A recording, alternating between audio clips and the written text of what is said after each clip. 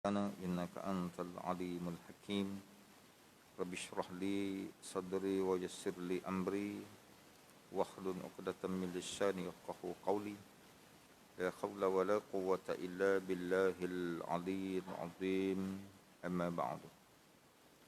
Tuan-tuan, puan-puan, muslimin, muslimat, mudah-mudahan dirahmati Allah Subhanahu wa taala. InsyaAllah kita sambung bacaan kitab kita. Kitab Munyatul Musalli, muka surat 6.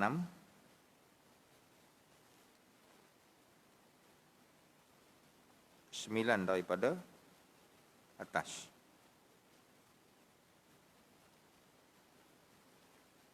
Qala al-mu'allif rahimahullahu ta'ala wa nafa'ana wa iyyakum bi'ulumihi fid dharaini amin ya rabbal alamin. Kata pengarang, mudah-mudahan dirahmati Allah. Dan keenam, keenam daripada syarat sah sembahyang, suci ia, ia siapa tu? Ia musalli lah, ia orang yang sembahyang tu, daripada najis yang tiada dimaafkan dia pada tubuhnya dan kainnya dan tempatnya. Dan janganlah bersentuh suatu suku daripada badannya dengan najis pada geraknya dan diamnya. Maka tiada sah sembahyang serta suatu daripadanya.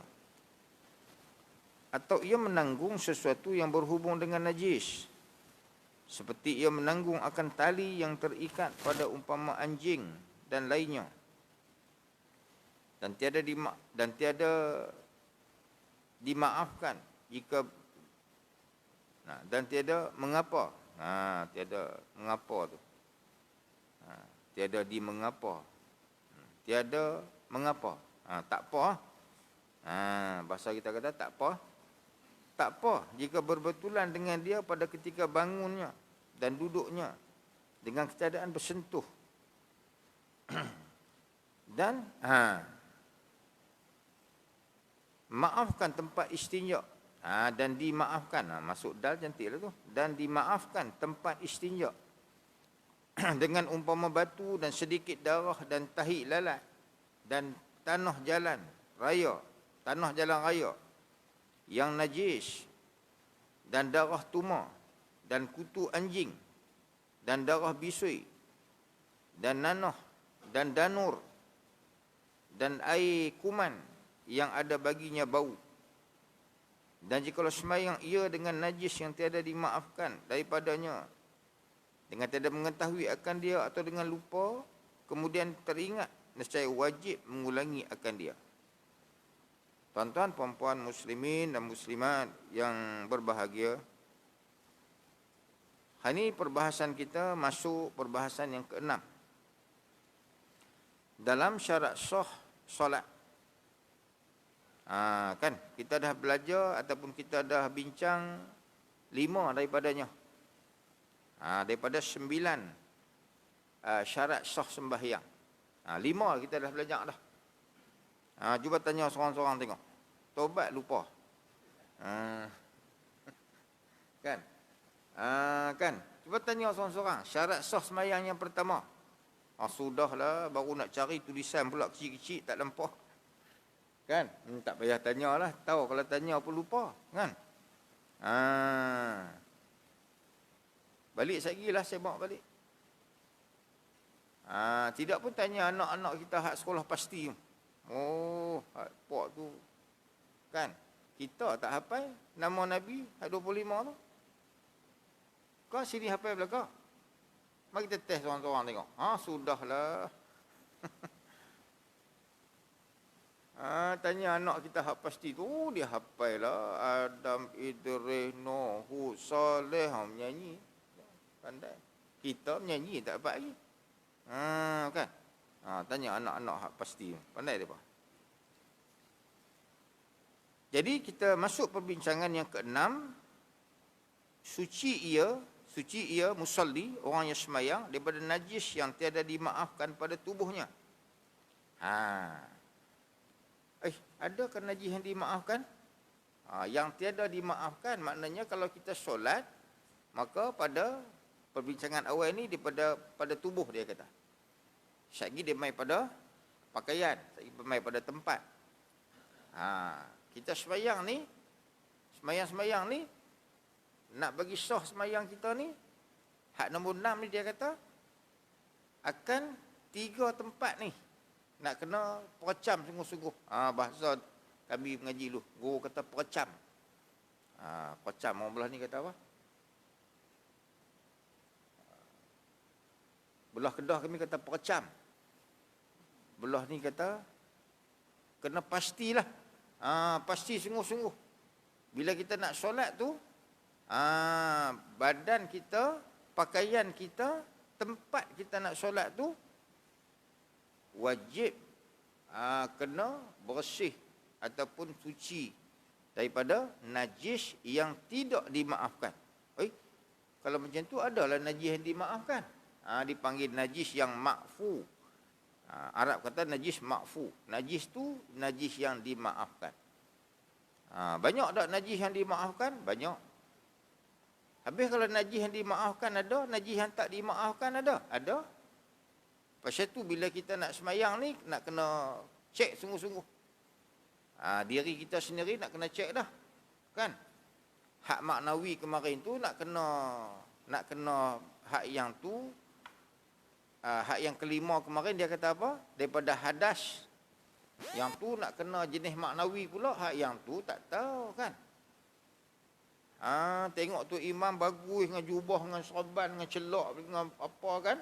Tahu tak imam mandi hadas ke tak lagi? Tak tahu kan. Pasal dia maknawi. Dia tak nampak hak tu. Hak tu tak sepasal dah kita ni. Nak kena ada wuduk, elok bincang dah hak lepas kemarin ni.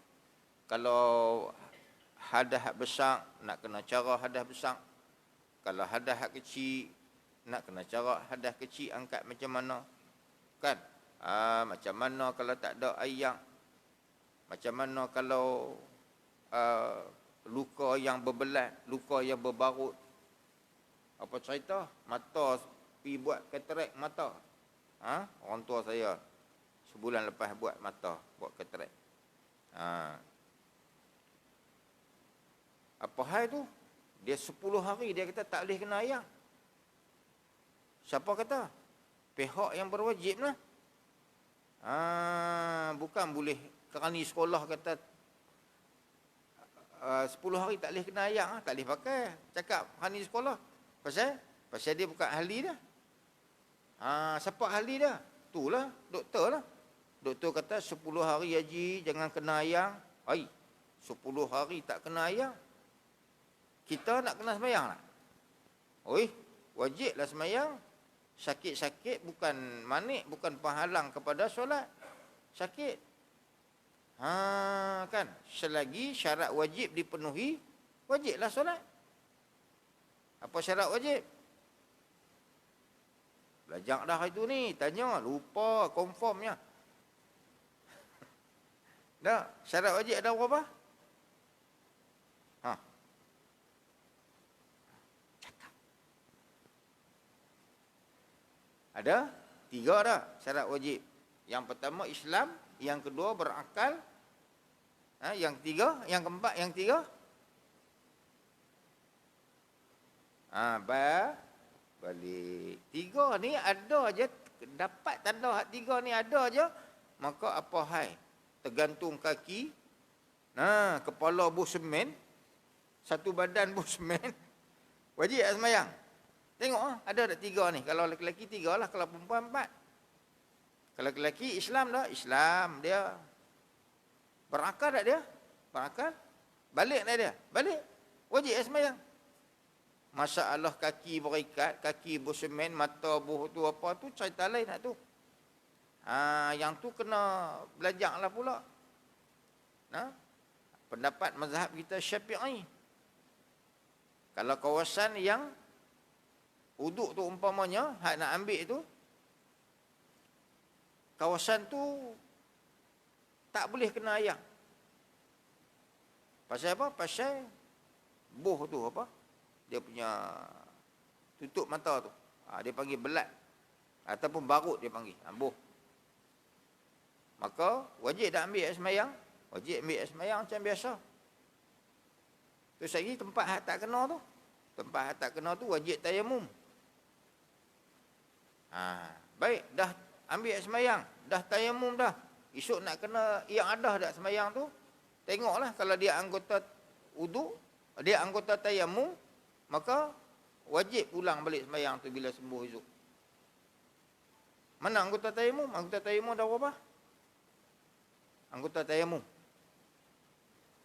2 saja, muka dengan tangan. Bila muka yang kena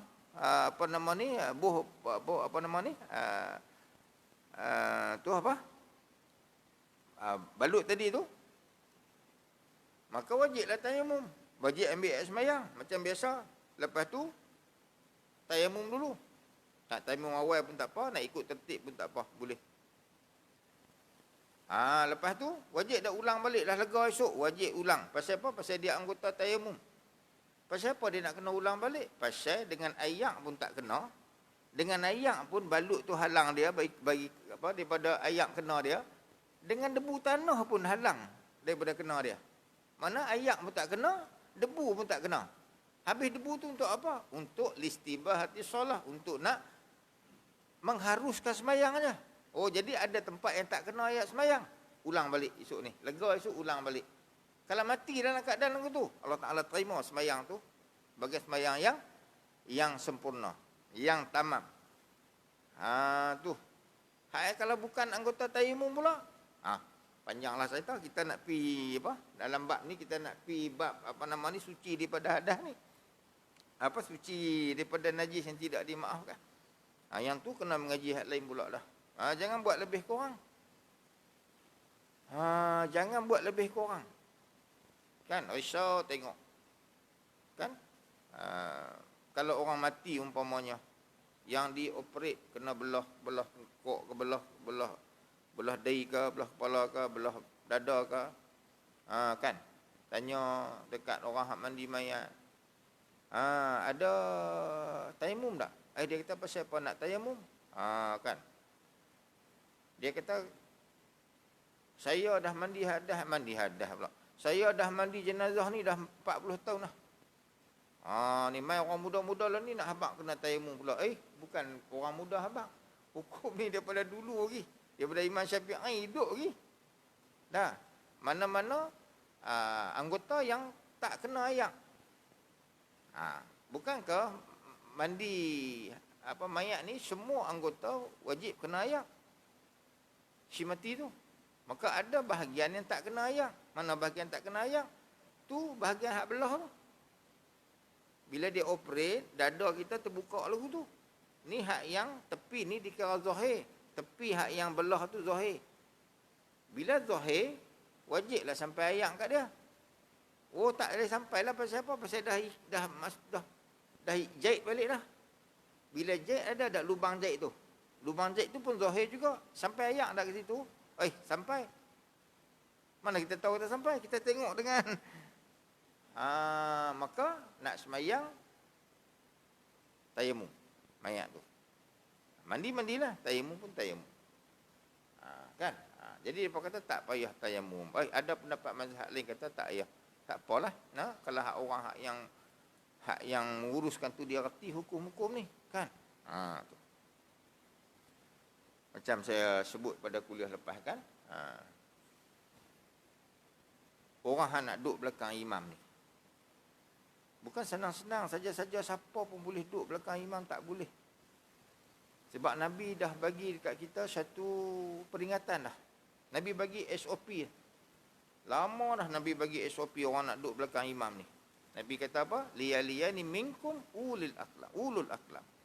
Orang yang nak duduk belakang Nabi ni mestilah orang yang, kata Imam An-Nawawi dalam kitab Minhaj, ulul aklam ni makna orang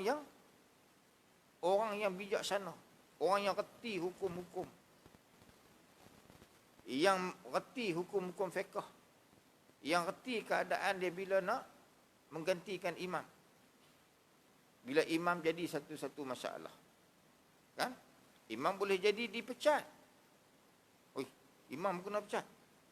Ingat ke apa nama? Orang menteri je kena pecat, kan? Imam pun kena pecat. Bila imam kena pecat? Bila imam menajis. Najis apa? Najis yang tidak dimaafkan. Ada najis dimaafkan, ada najis yang tidak dimaafkan. Apa dia? Tak cicak. Di mana tak cicak? Atas kepala, atas kepiah tu imam. Tok imam bukan nampak kata ada cicak atas kepala dia. Satu tuan-tuan, kalau tuan-tuan perasan lah, ataupun tuan-tuan pergi tengok masjid-masjid di kebanyakan masjid tempat di Malaysia ni lah. Kebanyakan dia punya tangga tu ke depan. Tangga ke depan. Lepas tu 3 anak tangga aja. Pasal apa tangga ke depan? Bukan saja-saja Nabi suruh buat 3 anak tangga ke depan begitu. Ada pasal dia. Contoh imam keluar nak naik atas mimbar tu, imam keluar pada bilik dia menghadap dengan makmum. Sebelum dia naik tu dia bagi salam dulu. Sunat imam bagi salam dulu. Assalamualaikum warahmatullahi, bagi salam. Jadi makmum hak depan ni semua tengok imam daripada kepiah imam hak depan sampai kaki imam. Bersih imam daripada najis yang tidak dimaafkan. Tak ada koyak-koyak dekat jubah dia menyebabkan terbuka aurat dia, tak ada. Lepas tu sat lagi imam bila dia dah bagi salam tu dia pusinglah badan dia ke belakang. Pasal nak naik tangga tu. Ada tak imam pi depan tangga menghadap makmum naik macam breakdance kat belakang tu ada? Tak kan? Mesti imam pusing pi belakang dia, makmum nampak belakang pula. Pasal dia nak naik tangga tu. Makmum tengok daripada ekor sorban imam sampai bawah. Imam bersih daripada najis. Kalaulah ada tik cicak atas tongkok dia, kalau dia naik ke belakang, tangga belakang, siapa nak nampak? Itu hikmah dia. Tangga depan tu. Kita duk kata reka. Bukan. Islam ni bukan agama reka. Islam agama wahyu. Kan? Jadi nak duduk belakang imam ni memang tak ada satu, kan? Kadang-kadang tuan-tuan pergi masjid, tuan-tuan tengok. Ada masjid yang dia punya sejadah dia tu 3 color lain daripada sejadah lain. Ada 5 pun ada. Ada masjid kadang-kadang dia tulis pula dekat 3 hak depan tu dia tulis khos. Ada kalau tuan-tuan pergi ke Masjid Bagan Serai, tuan-tuan tengok. Dia cacak depan tu macam kabuk cacak depan tu. Mana yang boleh duduk situ biasanya imam yang tak bertugas, bilal ataupun syok. Tempat tu, pegawai masjid. Oh, kita kata mana ada hak eksklusif dalam masjid. Siapa pun boleh duduk depan. Betul lah tu cakap tu. Boleh nak main duduk depan, duduk belakang imam, tapi pastikan orang hak yang duduk belakang imam ni ulul akhlak. Orang ni dia orang yang reti. So korang-korang hak nak duduk belakang imam ni dia mesti ada 3 ciri ni dekat dia. Yang pertama, dia mestilah boleh menjadi seorang khalifah. Siapa dia? Seorang yang apabila imam batal, dia boleh menggantikan imam. Dia panggil istikhlaf. Pengganti imam tu dia nama mustaklif. Yang kalau imam batal, dialah yang akan naik ke depan. Sama ada imam dipecat tadi. Contoh dia macam imam badan najis. Imam tak tahu, dia sedap duk baca ya. Tabarakalladzi, sedap duk baca aja. Yang belakang dia nampak, dekat tengkok tu imam ada tik cicak. Maka imam wajib dipecat. Siapa nak pecat dia? Ni orang duduk belakang dia lah. Berjalan pi 1-2, pi sebelah dia, sigung bagi. Jangan sigung lah. Kan? Pi sebelah dia, dia faham dah kata dia batal. Yang keduanya, imam memecatkan diri dia sendiri. Pula dah. Pasal apa dia memecatkan diri dia? Pasal dia berhadas umpamanya. Tekan baru mengaji pula, Fatihah bersanad.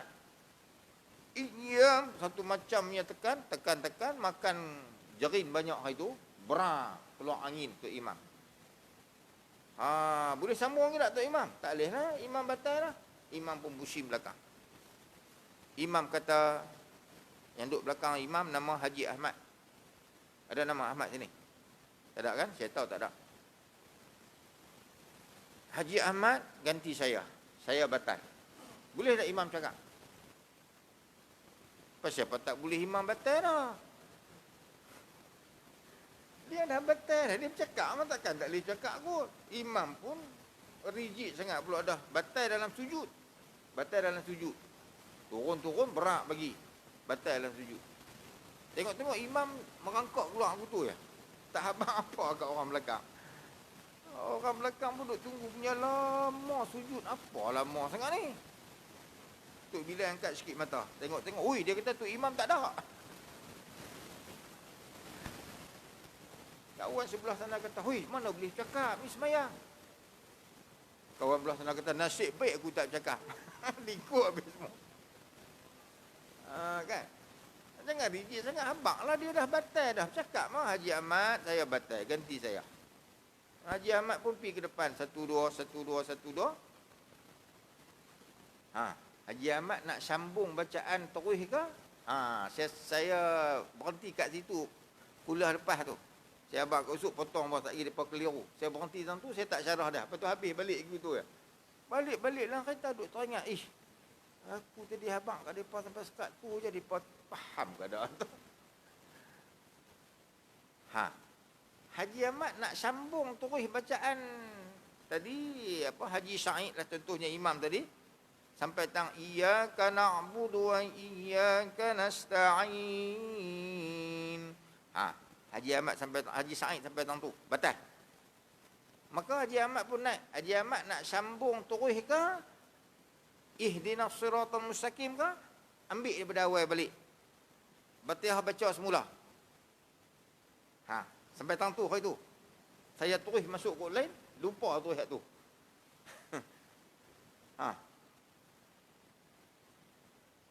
Kita buka ruang muzakarah.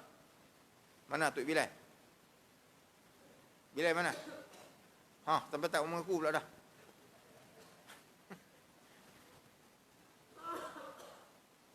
Nak sambung terus ke nak baca pada awal balik? Kita buka pencabahan fikiran. Ya? Ulang balik. Siapa sokong pendapat tuan kita? Ulang balik daripada awal. Angkat tangan.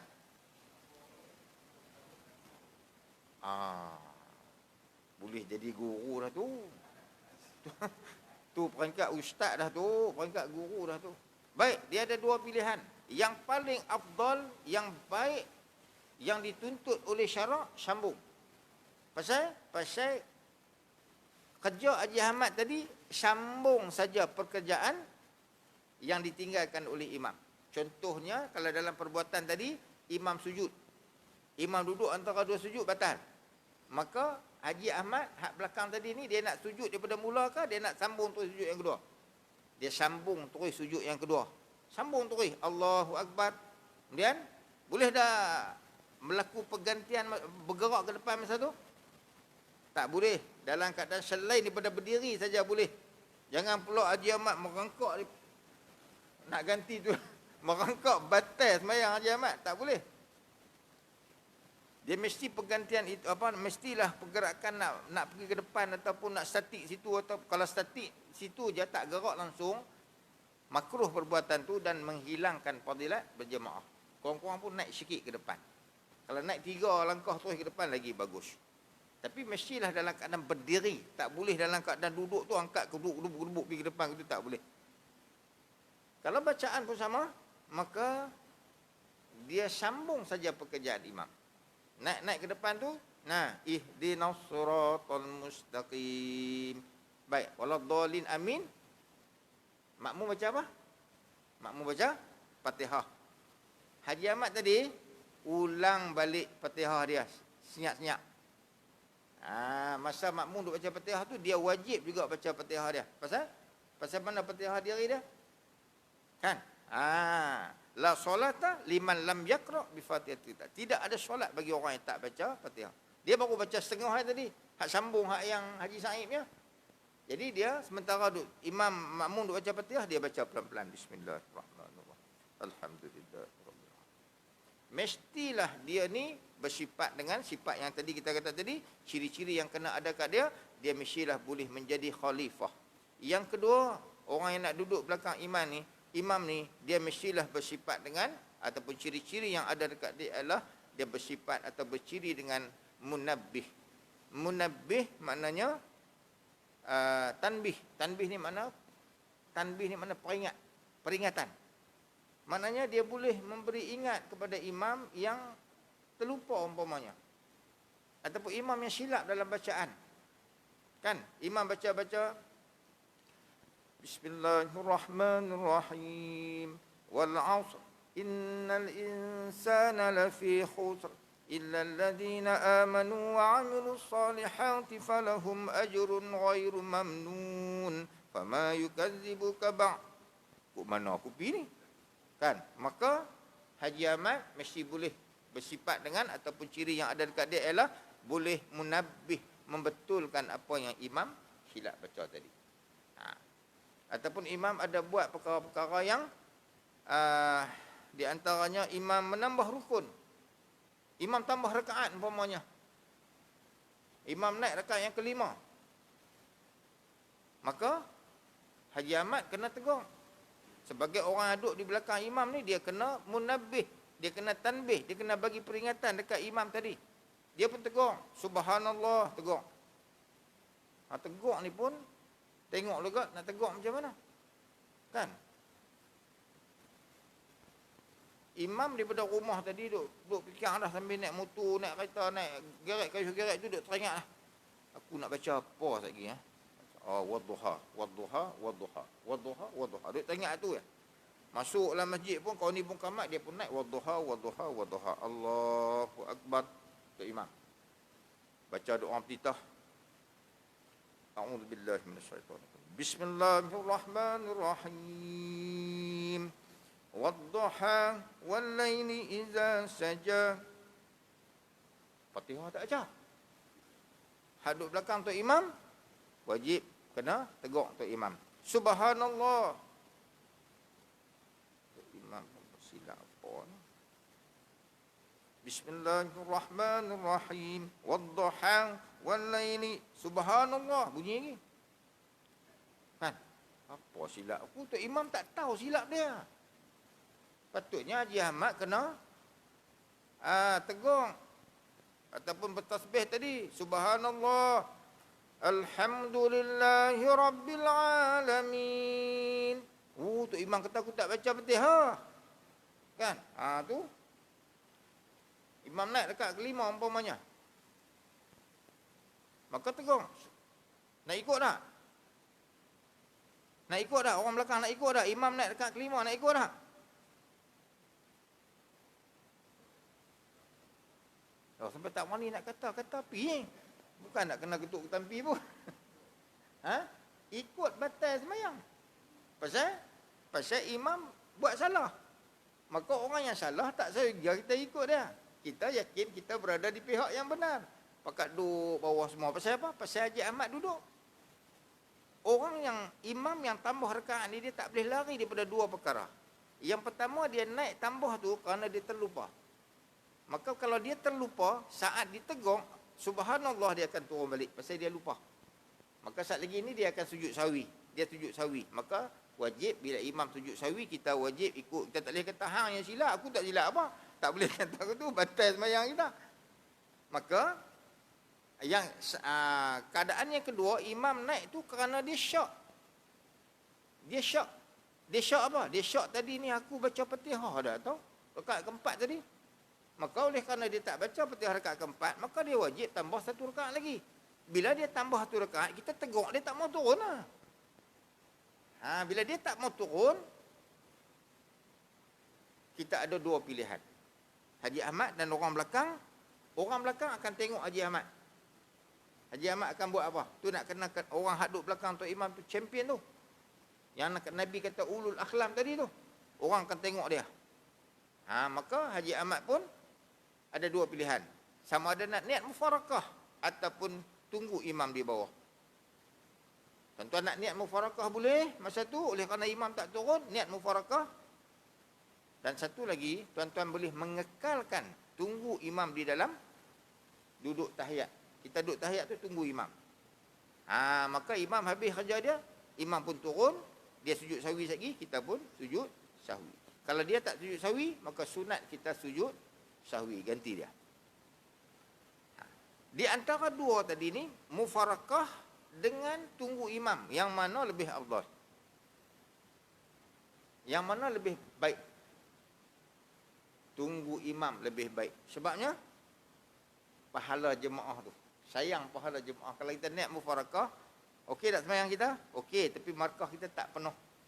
Tapi kalau kita tunggu imam, imam turun, maknanya kita masih ada qudwah ikatan dengan dia, maka markah kita penuh. Antara dua. Macam tu. Baik. Saya nak betulkan hak yang kuliah lepas yang saya tinggal setakat tu je. Dan yang ketiganya, mestilah orang yang berada di belakang imam mesti ada ciri-ciri ataupun perkara yang kena ada pada dia, ialah dia boleh bersifat dengan ataupun ciri-ciri muballigh. Dia boleh jadi satu orang yang melakukan ataupun bersifat dengan muballigh. Apa dia muballigh? Muballigh. Tuan pernah dengar tabligh? Tabligh maknanya sifat wajib bagi Nabi. Tabligh makna menyampaikan. Maknanya orang duduk belakang imam ni, dia boleh menyampaikan apa yang imam pesan dalam sembahyang tadi. Umpamanya mic jatuh, orang perempuan duduk di belakang terutamanya, ataupun panjang sangat syah kita, panjang, banyak, ramai orang sembahyang, mic jatuh imam, ataupun blackout. Imam pula kebetulan pagi tu, hari tu sembahyang, suara pun itik serati pula dah tu imam. Kan? Assalamualaikum.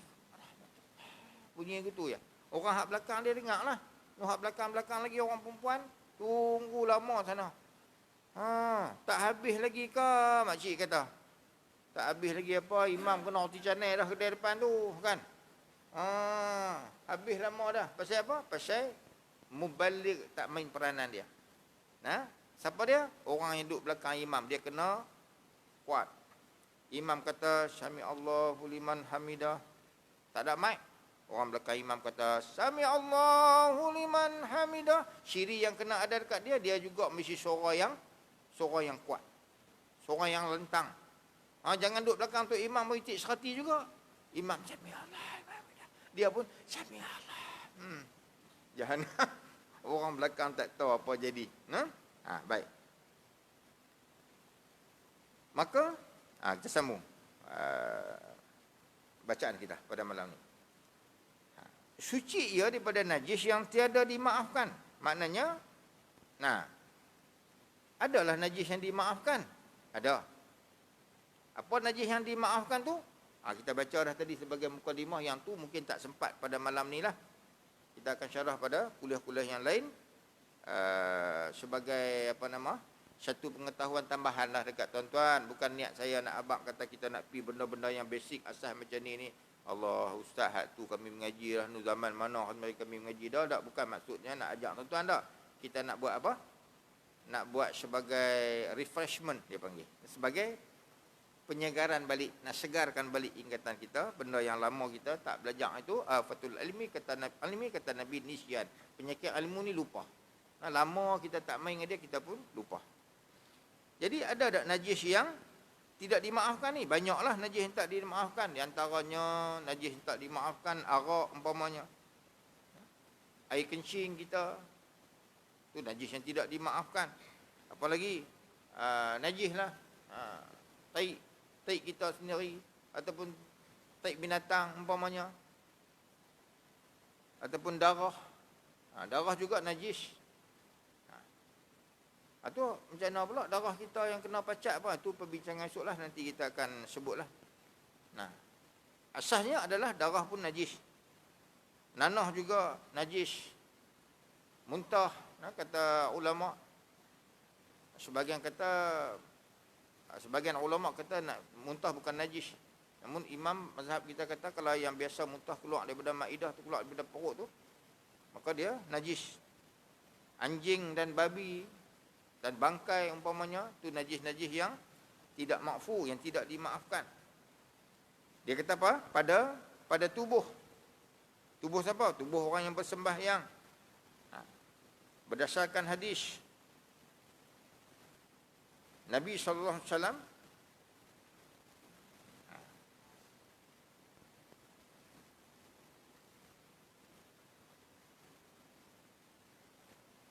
yang diriwayatkan daripada Anas bin Malik radhiyallahu anhu, kata dia bahawa Rasulullah sallallahu alaihi wasallam bersabda, "Tanazzahu minal bauli fa inna ammata azabil qabri minhu." Maksudnya istibra' kanlah dari kencing, karena sesungguhnya kebanyakan azab kubur itu darinya. Nabi suruh apabila kita buang air kecil ni, Nabi suruh kita melakukan istibra'. Apa istibra' ni? Kata Ibnu Arafah, kita menghilangkan kekotoran daripada kedua-dua tempat keluar najis. Seperti keluar air kencing, kata dia, keluar tai, keluar mazi, keluar wadi dan sebagainya. Dan kata Abu Dr. Wahbah Al-Zuhaili dalam kitabnya Al-Fiqh Al-Islami wa Adillatuh, istibra' ni ialah menuntut bersih daripada najis yang keluar sehingga yakini hilang kotoran, ataupun mengusahakan supaya kemaluan tiada lagi air kencing yang keluar. Istibra' ni maknanya satu proses yang kita lakukan apabila kita masuk tandas, umpamanya buang air kecil, maka disuruh kita istibra' dengan beberapa jenis istibra' lah. Di antaranya kata ulama, kita daripada kencing tu kita berhenti sat, kita diam sat, kita tunggu sat, tak keluar pada bilik air lagi, buang-buang air kecil tu, duduk rehat sat dalam tu, sehingga kita yakini bahawa tidak ada lagi air kencing yang keluar. Itu juga boleh dipanggil sebagai istibra'. Ataupun bangun, duduk bangun tu, bila kita habis dah air kencing, kita pun duduk bertinggung bangun, duduk tinggung bangun, macam tu, ulang proses tu. Ataupun istibra' boleh juga disebut sebagai berdehem, bukan batuk. Ada orang dia batuk, masuk dalam bilik air ni, buang air kecil ni, kong, tu batuk, bukan suruh batuk, dia suruh berdehem. Macam mana berdehem ni? Macam tu. Kuat lagi bagus, lagi kuat lagi. Pasal apa? Pasal nak mengosongkan pundi kencing tadi ni. Sebab apa? Sebab Nabi sampai peringkat hadis lain, yang Nabi lalu satu kubur Baqi' pada satu hari ni, Nabi lalu, Nabi berhenti. Nabi kata, apa kenal tak ni kubur ni? Sahabat kata, kenal ya Rasulullah, ni nama sekian, nama bulan. Oi, Nabi kata, sesungguhnya kedua-dua kubur ni sedang diazab oleh malaikat. Allah Ta'ala sedang azab mereka. Dan bukanlah kerana mereka melakukan dosa yang sangat, yang pada mereka melakukan dosa yang kecil. Tapi sebenarnya pada syarak, pada agama, mereka sebenarnya sudah melakukan dosa yang besar. Sahabat kata, satu kubur ni, pasal apa? Pasal dia tidak beristibra' dengan betul bila dia kecil. Nampak tuan-tuan? Di antara seksa kubur yang paling awal kena ni, kerana tidak istibra' dengan betul. Masuk bilik air ni, dia katuk-katuk lebih kurang lompat keluar. Yang kesan daripada dia ialah takut ada tinggalan daripada air kencing ni di dalam pundi kencing dan dalam saluran kencing tu, menyebabkan dia kena pada pakaian. Bila dia kena pada pakaian kita, maknanya pakaian kita sudah bernajis, pakaian kita sudah kena najis. Kita semayang dalam keadaan pakaian kena najis, tidak sah semayang kita. Kan anak-anak kita tuan-tuan, ajak mereka istibra'.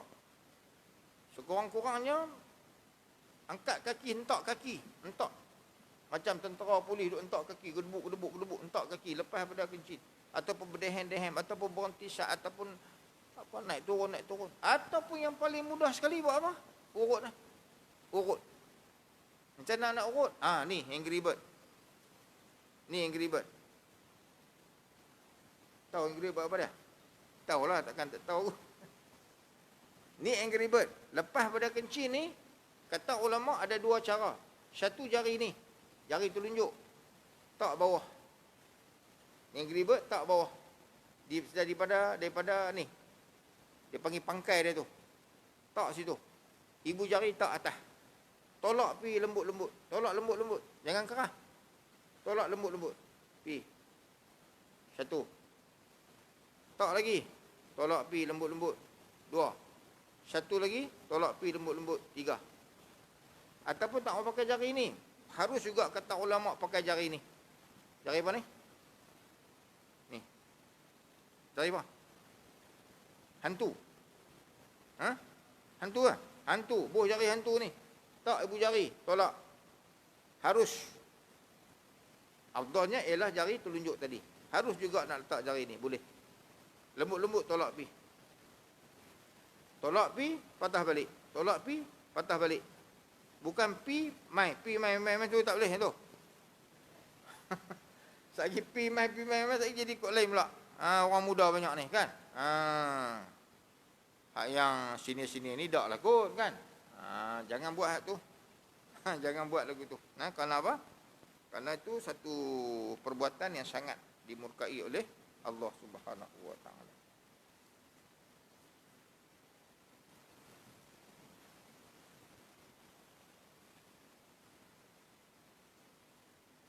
Dan kainnya pada tubuh badan kita tadi ni, berdasarkan hadis, Nabi kata apa?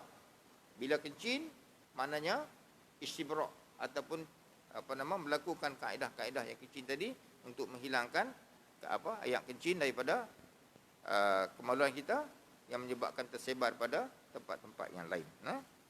Umpamanya pada tubuh-tubuh yang lain. Dan pada kainnya, dalam hadis yang diriwayatkan oleh Aisyah radhiyallahu anha, bahawa Rasulullah sallallahu alaihi wasallam bersabda kepada perempuan yang mustahadah. Perempuan yang mustahadah maknanya perempuan yang datang darah, tetapi darah yang tidak boleh nak dikaitkan sebagai darah tu sama ada haid ataupun darah tu darah nifas. Dia tak boleh nak kaitkan dengan haid ataupun nifas. Macam mana kita nak tahu bahawa darah itu adalah darah istihadah? Kita sebut dah pada kuliah lepas. Rakaman tak ada maksud kan? Dah padam kan? Pada kuliah lepas tu kita ada sebut dah tentang macam mana nak kenal darah. Tahu-tahunya darah sama aja. Haid pun darah tu lah. Nifas pun darah tu juga. Istihadah pun darah macam tu juga. Macam mana nak kenal? Di antara satu orang yang nifas umpamanya, kita dah sebut pada kuliah lepas. Yang datang nifas dia 10 hari umpamanya. Beranak-beranak, keluar darah. Lepas beranak, keluar darah. Itu nifas. Kalau belum beranak keluar darah, tak boleh kata nifas. Itu darah yang istihadah kita kata. Ataupun darah pasat, boleh panggil juga. Bagi ulama panggil dia darah rosak, darah pasat. Tapi kalau dia main anak, keluar anak, beranak, maknanya beranak dan beberapa second lepas tu keluar pula darah. Maka yang tu nifas. Sekurang-kurang nifas kita beritahu kemarin satu perludah, satu lahdah, satu macam kita ludah khair tu, ludah banyak tu lah. Berapa banyak keluar ludah kita tu, banyak tu lah. Paling kurang nifas ni. Kemudian paling banyak 60 hari, 60 hari nifas. Berdasarkan pemerhatian Imam Syafi'i yang belajar pasal darah ni daripada ibu dia. Belajar pasal darah ni pada adik-beradik dia yang kita panggil yang tak sah nikah dengan dia, yang mahram dengan dia. Kata dia 60 hari. Baik. Katalah darah nifas datang 10 hari. Lepas 10 hari dia berhenti. Darah tu berhenti, dia mai pula 15 hari. 15 hari, makna 10 campur 15, jadi 25 hari. 10 hari mai darah nipah, 15 hari itu suci. 15 hari itu start pada hari yang katakanlah 1 bulan. 11 bulan itu suci. Sampailah 15 hari. Apa nama ni, 10 bulan kering sampai 25 bulan. 25 bulan mai pula darah. Mandi suci 15 hari. Darah yang kedua tu lepas pada mai nipah, lepas tu suci 15 hari, mai pula darah yang kedua, yang tu nak hukum nipah ke, nak hukum haid ke? Maka yang tu tak boleh dihukumkan nipah kerana sudah diselangi dengan suci sekurang-kurangnya 15 hari. Maka darah yang kedua tu darah haid. Baik, katalah darah haid tu pula mai selama 15 hari. 15 hari haid. Katalah 25 tadi ni, ataupun senang kita kata 1 bulan lah. 1 bulan mai haid sampailah 15 hari bulan. 1 bulan mai pukul 3 petang. 15 hari bulan pukul 3 petang, pukul 3 1 minit darah masih ada lagi. Maka yang 1 minit tu tidak boleh dihukumkan haid. Dia dihukumkan sebagai istihadah. Darah istihadah. Darah yang bukan haid, darah yang bukan nipah. Dia istihadah. Maka orang yang istihadah ni ataupun wanita mustahadah tadi ni, maka dia wajib solat. Dia wajib sembahyang. Macam mana kaedah dia nak sembahyang? Maka mailah kaedah orang yang kita panggil kaedah orang yang salisul baul umpamanya. Orang yang kencing tak tuih dihukumkan sama macam ni. Maknanya dia wajib ambil ayat sembahyang di dalam waktu.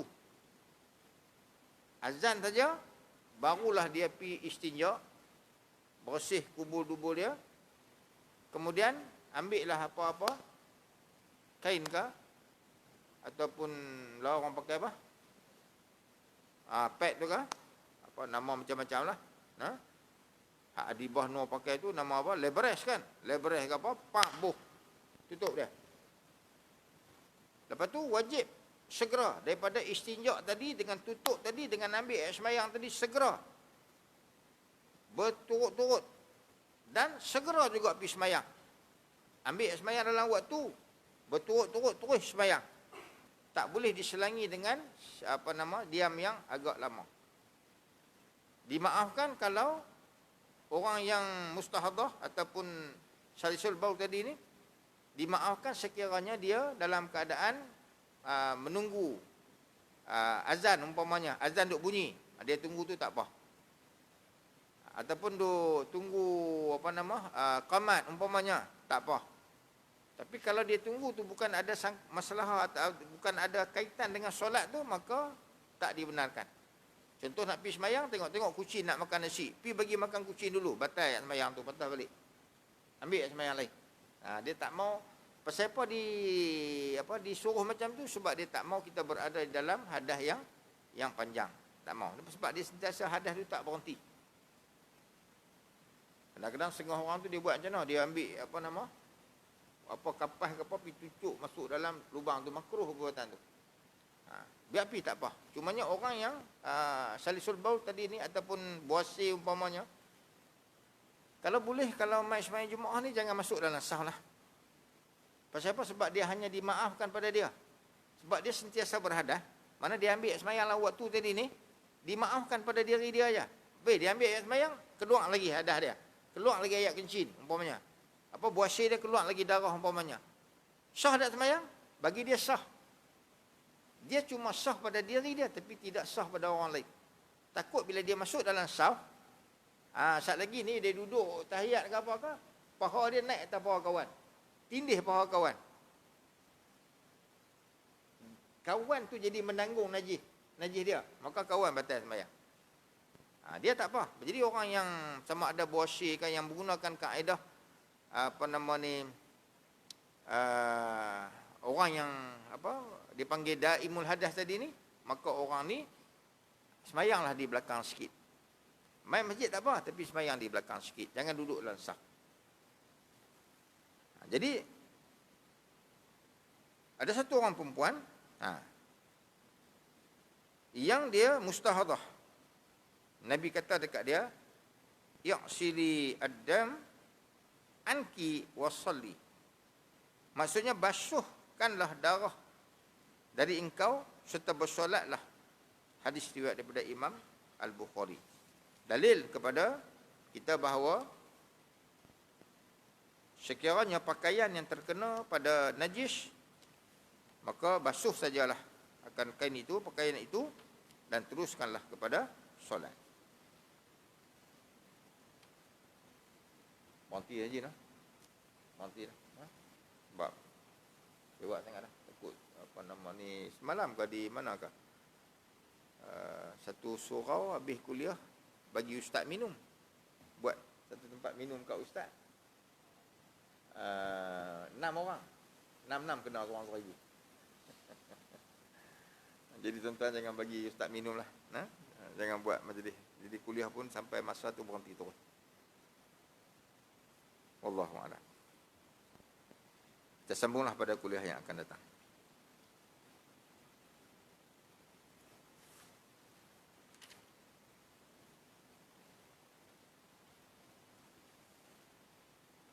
Dua 6.